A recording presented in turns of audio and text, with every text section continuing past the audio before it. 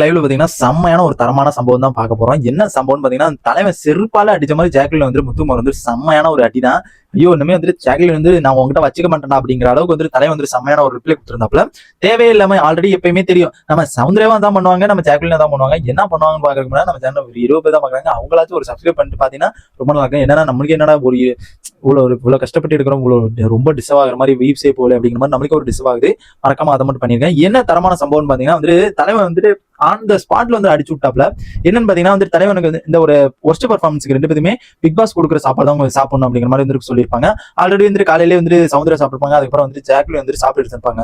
அதுக்கப்புறம் வந்து நம்ம முத்துக்குமார் வந்து சமைச்சு இருக்கும்போது சவுந்தரா வந்து ரயன்ட்ட பேசிட்டு இருப்பாங்க. பேசிட்டு போது வந்து உங்களுக்கு மட்டும் நல்ல சாப்பாடு எல்லாம் சூப்பரா சாப்பிடுறீங்க அப்படிங்கிற மாதிரி வந்துட்டு நாங்க எல்லாம் இப்ப நல்லா சூப்பரா சாப்பிடுறீங்க அப்படிங்கிற மாதிரி வந்து நம்ம ரயன்ட் வந்து சொல்லிட்டு இருப்பாங்க.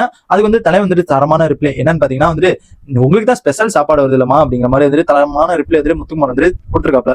கொடுக்கவும் ஜாக்லின் வந்துட்டு என்ன அப்படிங்கிற மாதிரி வந்து பக்கத்துல இருந்த ஜாக்லின் சௌந்தர்யாவை சொல்லுவோம் இங்க பொங்கிட்டு வருது. ஏமா இப்பயாச்சும் விடுமா, சௌந்தர்யா பேசிட்டு நீயே பேசிட்டு இருக்க எப்ப பாரு என்ன பண்றீங்கன்னா அப்படியே அவங்கள பேச விடாம நீயே எதுக்குமா முந்திக்கிட்டு வர, நான் அவங்கள்ட்ட பேசுறேமா உனக்கு என்னமா அப்படிங்கிற மாதிரி இது சொல்றாங்க. ஏன் உனக்கு சாச்சனாக்குனா முத்துன்னு போறீங்க, முத்துன்னு போறீங்க அப்படிங்கிற மாதிரி வந்துட்டு திடீர்னு அங்க போயிட்டாங்க. சாச்சனாக்குனா முத்து போறீங்கல்ல, அதே மாதிரிதான் நான் சவுந்தர்யாக்குனா ஜாக்லின் போவேன். ஏமா அது வந்துட்டு வேற கான்வர்சேஷன்மா, அடுத்தவங்க வந்துட்டு பேச விடுங்கம்மா, அடுத்தவங்களை வந்துட்டு பேச விடுங்க கொஞ்சமாச்சும். எதே நீங்க அடுத்தவங்க பேசுறதெல்லாம் நீங்களே பேசக்கூடாது, எப்ப வந்துட்டு பேசணும்னு பாத்தீங்கன்னா வந்துட்டு அப்பதான் பேசணும் அப்படிங்கிற மாதிரி வந்துட்டு அந்த ஒரு மேட்டர் வந்துட்டு நம்ம முத்துக்குமார் வந்து சொல்லிட்டு இருக்காரு. சொல்லிட்டு இருக்கும்போது பாத்தீங்கன்னா ஜாக்லின் ஒரு கவுண்டர் விடுறாங்க. நீ தானங்க சொல்லிட்டு இருக்கீங்க அடுத்தவங்களுக்கு வந்துட்டு உங்க சப்போர்ட் பண்ணணும், அடுத்தவங்களுக்கு வந்து நீங்களும் பேசணும், அடுத்தவங்களுக்கு வந்து தெரியப்படுத்தணும்னா மேபி வந்து அவங்களுக்கு தெரியாததை தெரிஞ்சுக்க வைக்கணும் அப்படிங்கிற மாதிரி நீதான் முத்து சொன்ன அப்படிங்கிற மாதிரி சொல்றாங்க.